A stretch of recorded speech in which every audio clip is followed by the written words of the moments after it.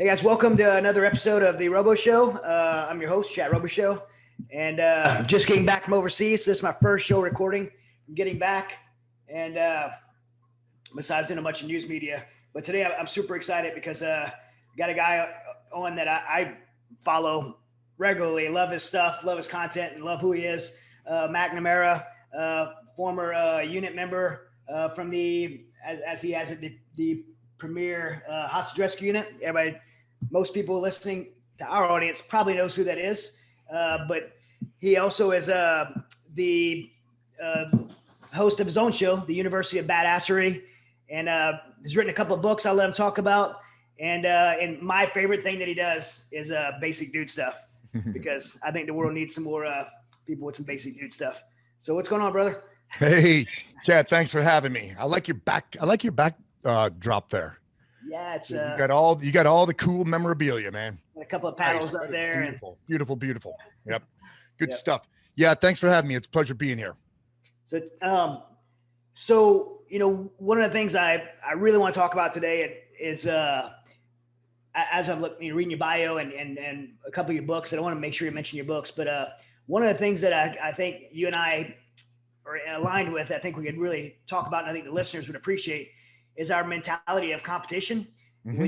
When you're at your unit, you if I was tracking right, you kind of pushed a level of competition outside the military to push your unit members to a higher level through the NRA and things like that. Mm-hmm. And I personally believe that competition is important because we're competitive by nature, especially those of us in the special operations community. And when we get outside of our own unit and compete on a bigger stage, it just pushes us to a higher level. And yeah, man. I want to see you talk about that. Yeah. So, too often both military and law enforcement are guilty of what the term I coined is institutional inbreeding. We train our own, we work only with ourselves. There's no cross-pollination. So you're making a copy of a copy of a copy of a copy, and it becomes kind of watered down. After a while, it starts to become opaque, and you lose the crispness there. So I was very fortunate in that the unit always encouraged us to work with outsiders. And that was whether it was shooters, drivers, fire department, the list goes on and on and on. But especially within the the gun industry, it's not that a grand master IPSC shooter is going to teach you anything about tactics, but damn, man, they know how to shoot. They're the best on the planet. You know what I mean? And that's our game. And we have to be able to, in lines of work like special operations, you have to be able to fire a weapon with impunity. We are not in the business of indiscriminate fire. That shit has got to freaking be there every time. So it has to be very surgical. But competition is one way. See, we can't replicate the pressure of a gunfight on a flat range. Right. But there's ways to incorporate snippets of pressure to allow us to compartmentalize those pressures. And competition is one of those avenues, right? So when you're out amongst a bunch of civilians and you come in as, high-speed commandos and you're getting your ass kicked by some, 21-year-old girl or some 40-year-old dude who's out of shape, it's I would say that it is refreshing, because it helps you recognize a void in your training. It's like, damn, man, I thought I was at this level, and I just entered a world where everybody's at this level. And I guess I have some work to do, but competitions are, I have another saying too. To me, everything's a competition. Even I retired in 2005 and everything's a competition. I compete against myself. I compete against guys I follow on the interwebs. I compete with Christmas decorations at Christmas time, and how tidy my lawn is. When I look at my front lawn, I go, yeah, neighbors, you don't have anything on me. I'm going to crush you. I'm going to crush your spirits. I'm going to manicure this stuff so nice, and you're going to drive by with lawn envy. You're going to have lawn envy when you pass my house, bro. Yeah, I mean, in life, that just brings us to the next level. I outside of the military, I'm was a professional MMA fighter and jiu-jitsu competitor. And a lot of people that sign up for jiu-jitsu always tell them, like, you probably didn't sign up ever wanting to compete. you signed up for self-defense or to get in shape, but compete, because competing is going to help you get better towards those goals of self-defense.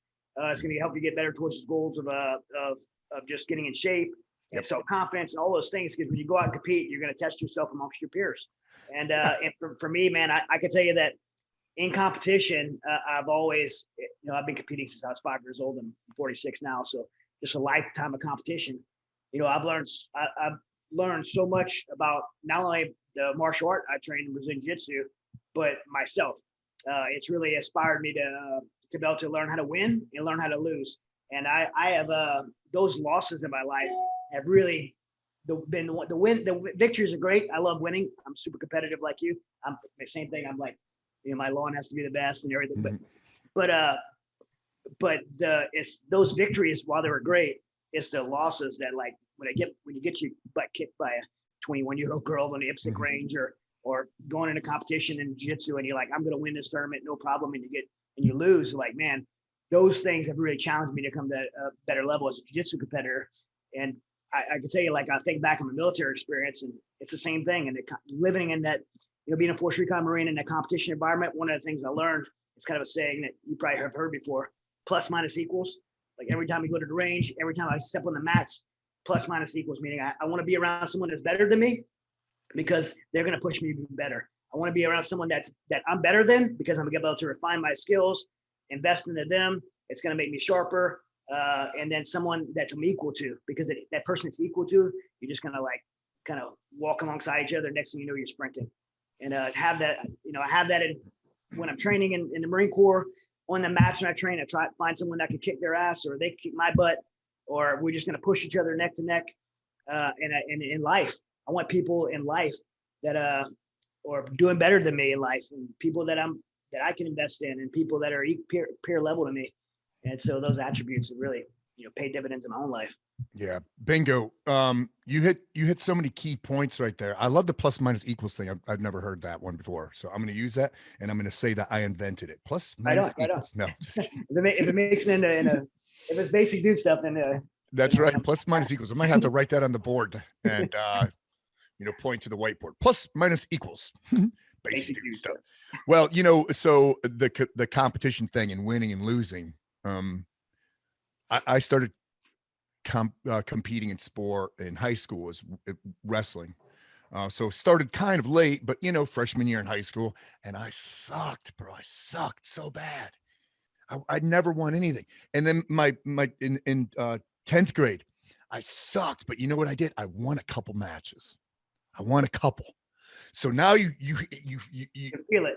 Yeah, you know what that feels like, and you earned it. You earned it. So then I wanted more of that. So during the summer, we would go to, we would go to camps. We'd go to wrestling camps, and I would go to the college and wrestle with dudes who were, collegiate level, varsity, and they're not going to kick your ass because they want you to get better. They want you to level up. So when you encourage people to compete, even that right there, if you're in a sport, whether it's martial arts or whatever it is, train with somebody a lot better than you, because if they're a pro, they are not going to dissuade you from trying to be better. They're not going to humiliate you.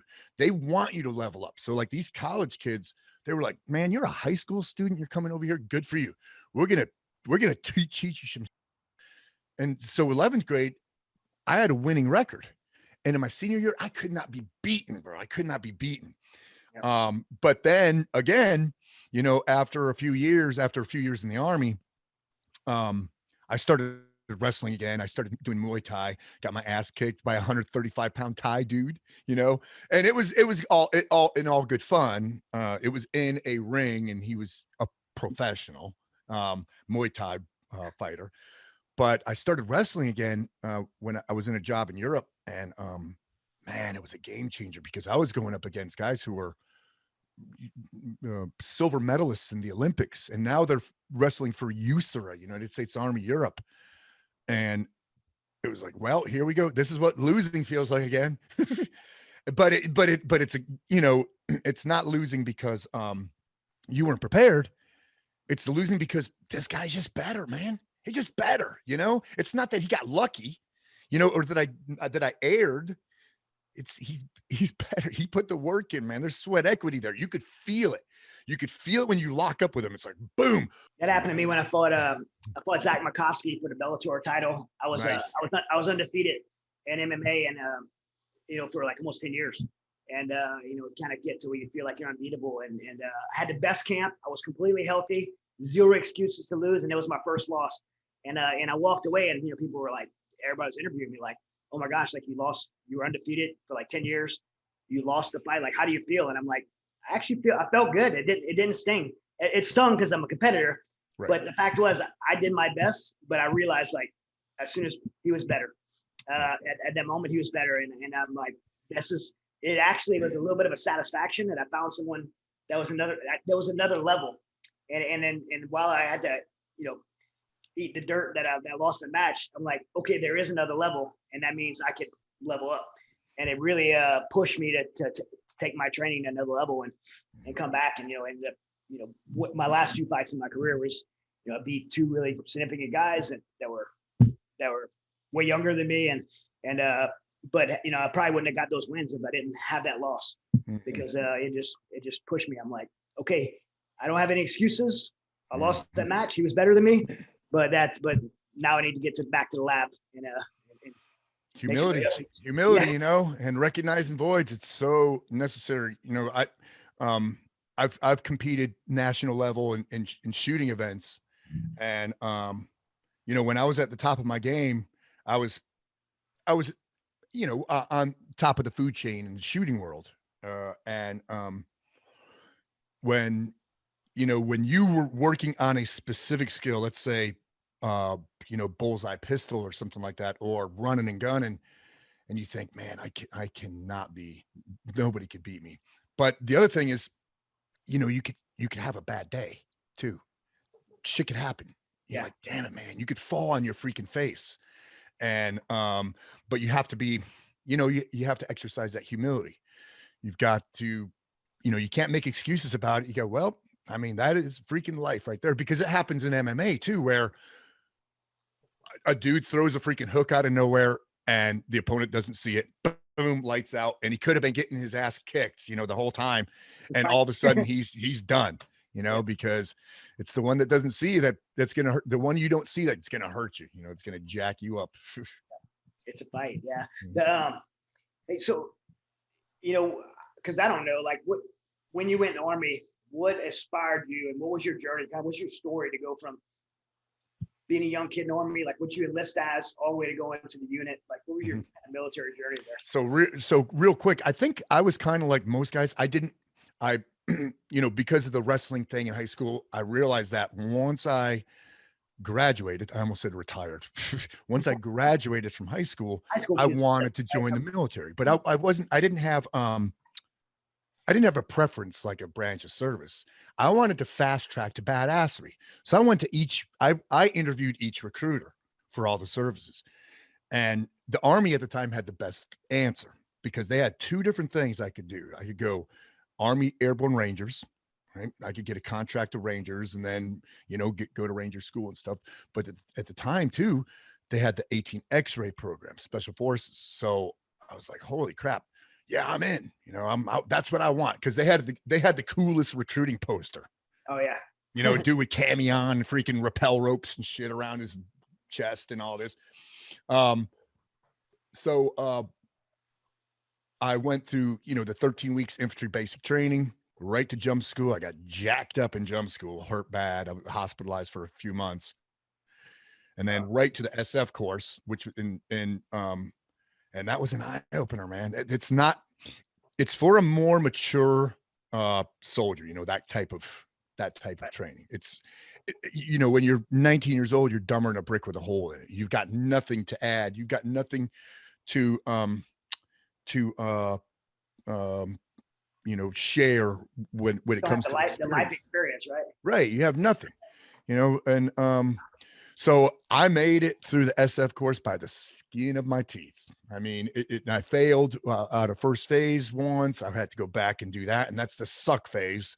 That's the one that sucks because it's got your survival, your patrolling, your hand combat, your nav, all that stuff. And it's the suck phase. And I failed out of that one. Long story, but so I made it through there and then went to a group, a SF group as a just a private E2 and got PFC quick.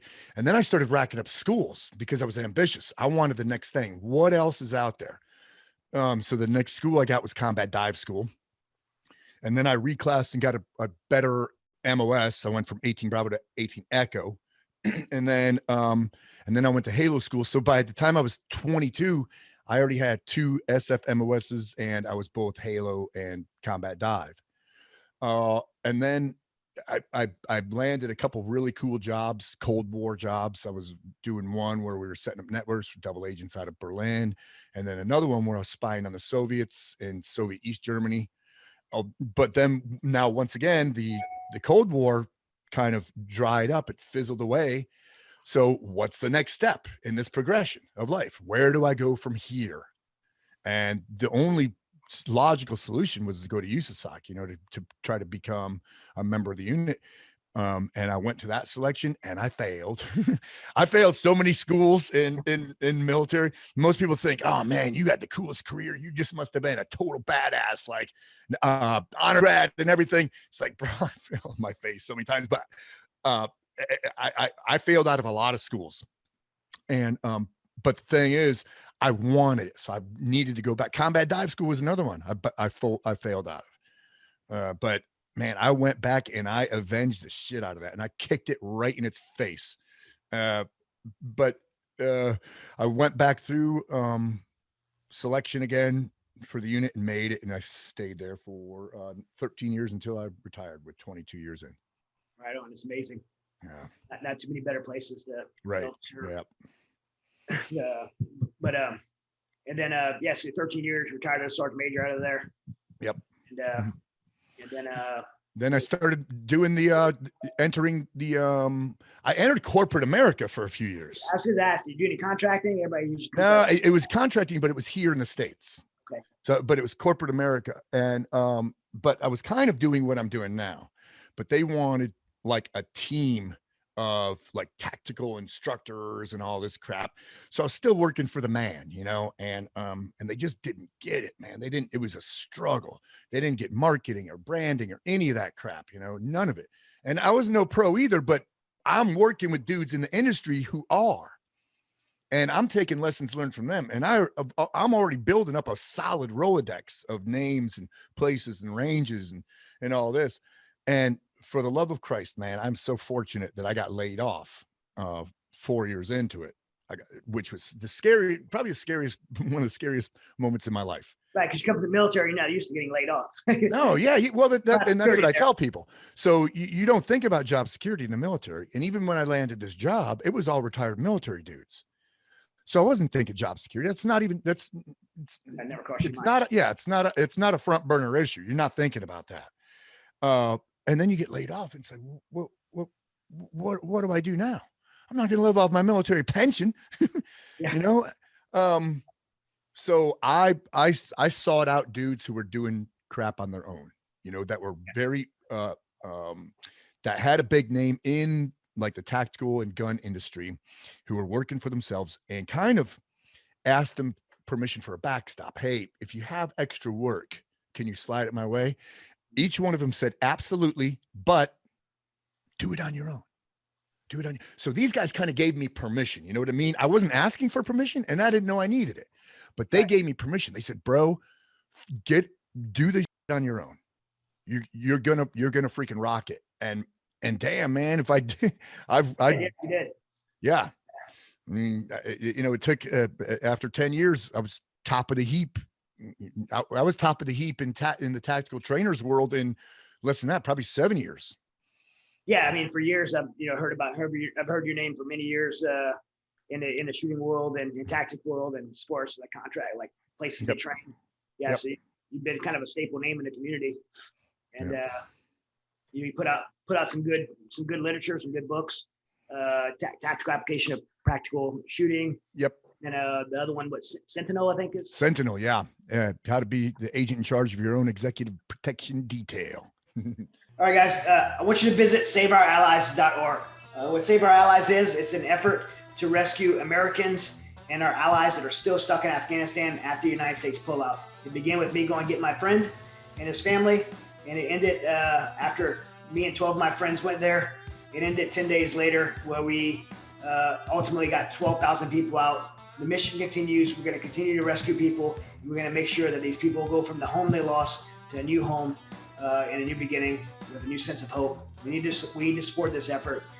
We need your help. SaveOurAllies.org.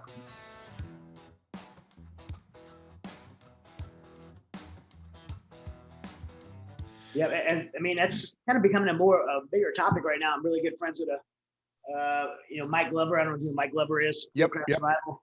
And Mike's, and then real good personal friends with Tim Kennedy as well, the Sheepdog. And I think there's more and more of a movement of people, with the way our world's going, the way our culture going, the way America's going, where you have to, for you in your own house, you have to be able to have the capability of protecting yourself. Yep. Yeah, I'd like to claim or like to believe that I was one of the first guys out there in the tactical world who started telling people, hey man, do this for yourself. You've got to be able to fight. You've got to be able to know med. You've got to do some prep. You've got to exercise situational awareness. All these things. And there's a chapter for each, because that book essentially is you take what an executive protection detail does, State Department, Secret Service, whatever it is, and you work it within your family at this micro level. So you're not going to be able to do a full advanced checklist every time you go to a restaurant with your kids and your wife. Right. But you could do one on the fly, and here's how. So it's like that. And you're not going to drive around in a motorcade, but the car you drive in, that Honda Civic or whatever it is, that's your limo, bro. That's your limo. And you're the lead driver and you're the follow driver, within your personal motorcade. So it's an easy, fun book. I call it a toilet bowl read, because you could read it in two settings and, but it's chock full of little nuggets. And what people are listening need to know is this isn't a book for just military people. No.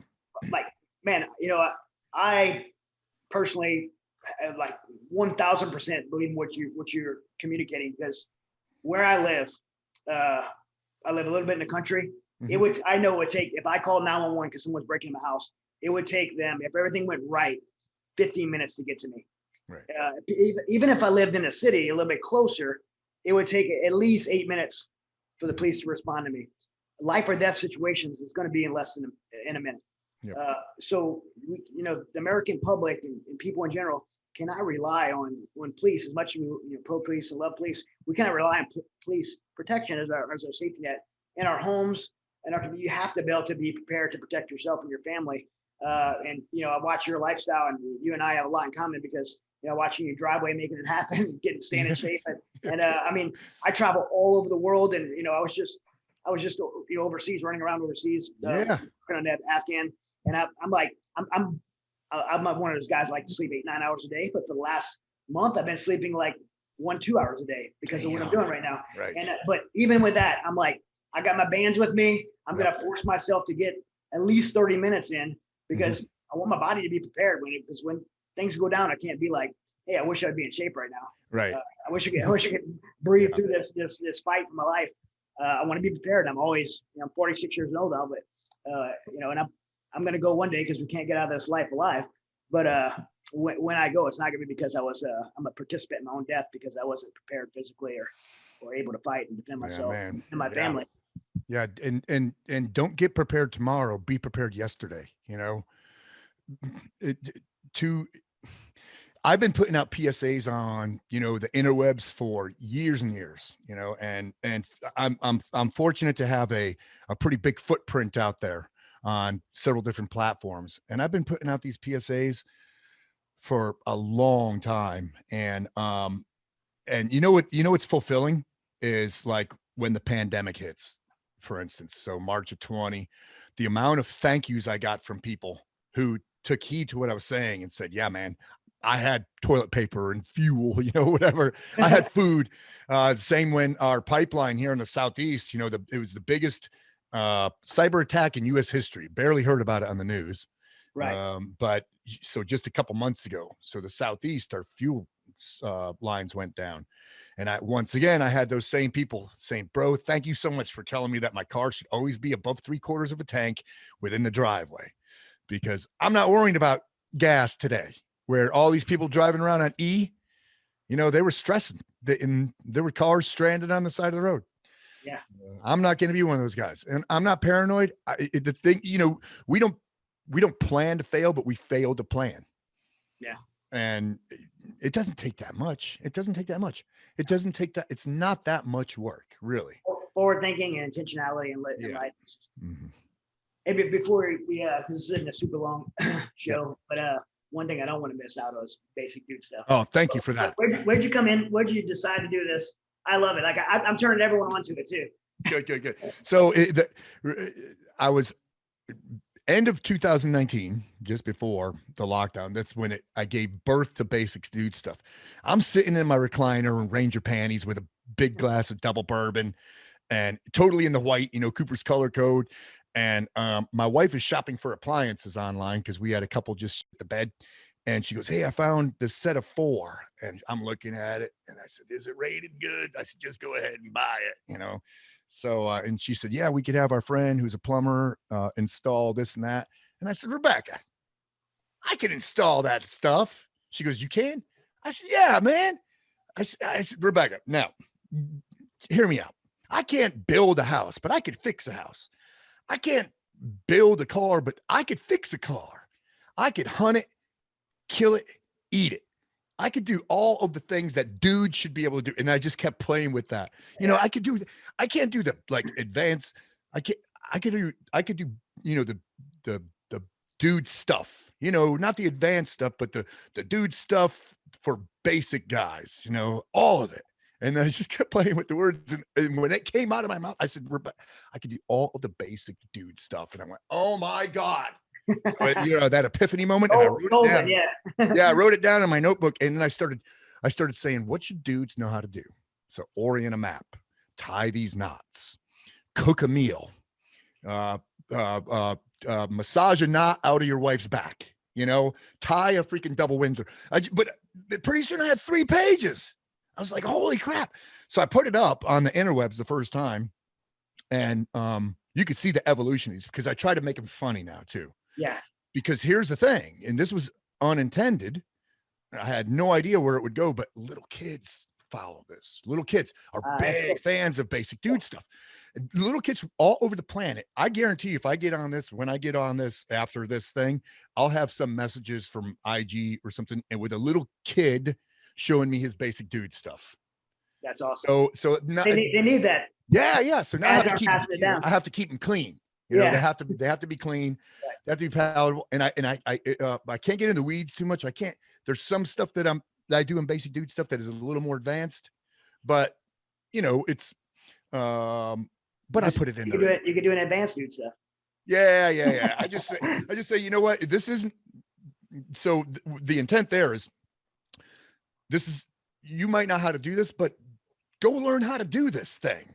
Right. Every guy should know how to fish.